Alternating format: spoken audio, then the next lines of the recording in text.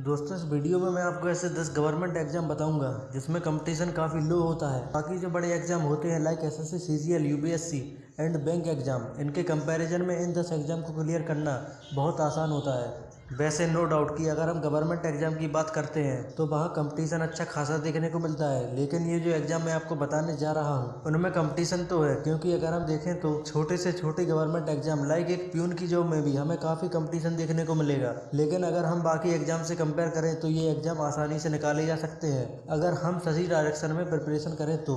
दोस्तों पहले नंबर पर आता है FCI. FCI means food corporation of India. ये एग्जाम जनरली हर साल होता है और इसमें वैकेंसी भी अच्छी खासी निकलती है। और दोस्तों क्या है कि ज्यादातर लोग इस एग्जाम पर ज्यादा ध्यान नहीं देते, जिसकी वजह से इसमें कंपटीशन भी कम देखने को मिलता है। तो फ्यूचर में जब भी इस एग्जाम की वैकेंसी निकलती है तो इस फॉर्म को जरूर भरना। अगले एग्जाम की बात करें तो वो निकल के आता है SSC Delhi police constable.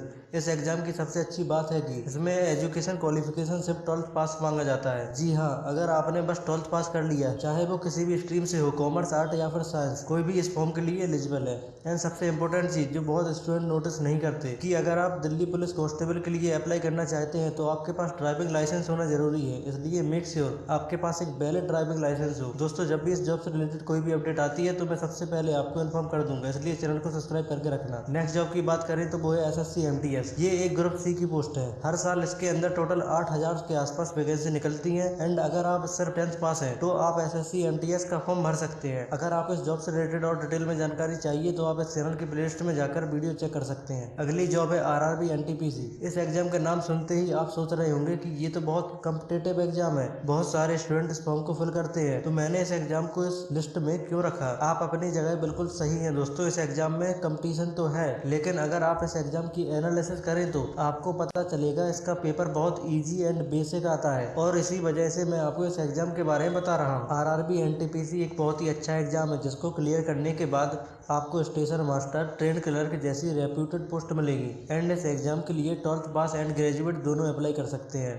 Next job है Uttar Pradesh police sub inspector. दोस्तों अभी तक जो मैंने जॉब बताई है उनके कंपैरिजन में यूपीएसआई का एग्जाम लेवल थोड़ा सा हाई है। इस एग्जाम को क्लियर करने के लिए आपको अच्छे से प्रिपरेशन करनी होगी। यूपीएसआई का फॉर्म को भरने के लिए आपका ग्रेजुएट होना जरूरी है, फिर चाहे ग्रेजुएशन आपने किसी भी स्ट्रीम से या किसी भी यूनिवर्सिटी से की हो, आप इस फॉर्म के लिए एलिजिबल है। नेक्स्ट है आरआरबी ग्रुप डी। ये एग्जाम आरआरबी एनटीपीसी की तरह है, बस इसमें एनटीपीसी से नीचे जो भी पोस्ट आती है जैसे track maintainer and assistant pointman, ऐसी पोस्ट पर आपका सिलेक्शन होता है। एग्जाम भी इसका इजी टू मॉडरेट आता है, जो कि एक सही गाइडेंस एंड प्रिपरेशन से आसानी से क्रैक हो सकता है। नेक्स्ट एग्जाम है एसएससी जीडी। दोस्तों अगर आप बीएसएफ यानी border security force and CISF यानी सेंट्रल इंडस्ट्रियल सिक्योरिटी फोर्स जैसी पोस्ट पर भर्ती होकर देश की सेवा में अपना योगदान देना चाहते हैं तो आपको एसएससी जीडी एग्जाम को पास करना होगा। इस एग्जाम में बैठने के लिए आपको 10th पास करना जरूरी है। एंड इस एग्जाम के लिए मेल एंड फीमेल दोनों अप्लाई कर सकते हैं। अगला एग्जाम है Indian air force group X and Y. Again ये एक बहुत ही अच्छा एग्जाम है। अगर आप 12th पास कर चुके हैं तो आप इस जॉब के लिए एलिजिबल है। एंड सिलेबस की बात करें तो इसमें क्लास 11th एंड 12th का सिलेबस आता है। इस जॉब की वैकेंसी साल में 2 बार निकलती है। एंड दोस्तों जब भी इसका फॉर्म आउट होगा तो सबसे पहले मैं इस चैनल पर अपडेट कर दूंगा। SSC stenographer grade C and D. SSC stenographer का एग्जाम हर साल स्टाफ सिलेक्शन कमीशन यानी एसएससी द्वारा कराया जाता है। एंड अगर आप 12th पास कर चुके हैं तो आप इस एग्जाम के लिए एलिजिबल हैं, यानी आप इस फॉर्म को भर पाएंगे। इस जॉब के लिए आपकी एज 18 ईयर से 27 ईयर होनी चाहिए, जिसमें कैटेगरी के हिसाब से आपको एज में रिलैक्सेशन भी मिलता है। ये एग्जाम जनरली आपका 2 स्टेजेस में होता है, जिसमें स्टेज 1 में आपको रिटन एग्जाम पास करना होगा एंड स्टेज 2 में आपका स्किल टेस्ट होगा। नंबर ऑफ क्वेश्चंस की बात करें तो इस एग्जाम में 200 क्वेश्चंस आते हैं, जिसको कंप्लीट करने के लिए आपको 2 आवर टाइम दिया जाएगा। एंड सबसे इम्पोर्टेंट चीज, इस एग्जाम में मैथ बिल्कुल भी नहीं आता, तो जिन लोगों का मैथ वीक है उनके लिए एक काफी अच्छी अपॉर्चुनिटी होगी। इसमें टोटल 3 सब्जेक्ट पूछे जाते हैं, reasoning, general awareness and English. Reasoning आता है 50 मार्क्स का and general awareness is also 50 marks and English आता है आपका 100 मार्क्स का। सो इन तीनों को अगर हम ऐड करें तो एग्जाम टोटल 200 मार्क्स का होता है। एंड स्टेनोग्राफर की अगर हम सैलरी की बात करें तो आपकी अप्रोक्सीमेट सैलरी होगी 35,000 पर मंथ। एंड ये जो मैंने सैलरी बताई बताई है आपको,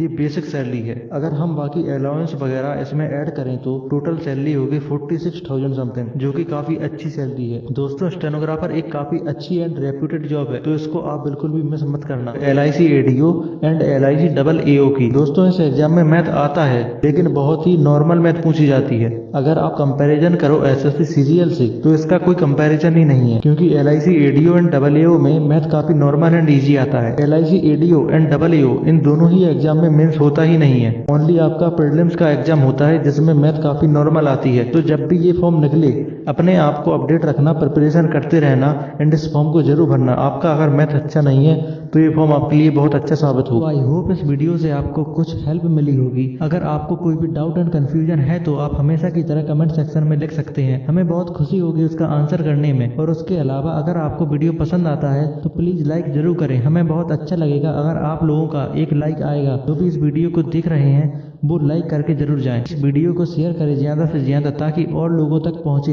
एंड उनकी भी कुछ हेल्प हो सके। और दोस्तों लास्ट में यही कहना चाहूंगा कि इस बटन को दबाकर चैनल को सब्सक्राइब कर लें, ताकि ऐसी लेटेस्ट एजुकेशन से रिलेटेड वीडियो जब भी हम लेके आए तो आपके पास सबसे पहले पहुंचे। Thank you so much for watching this video. Have a nice day. जय हिंद।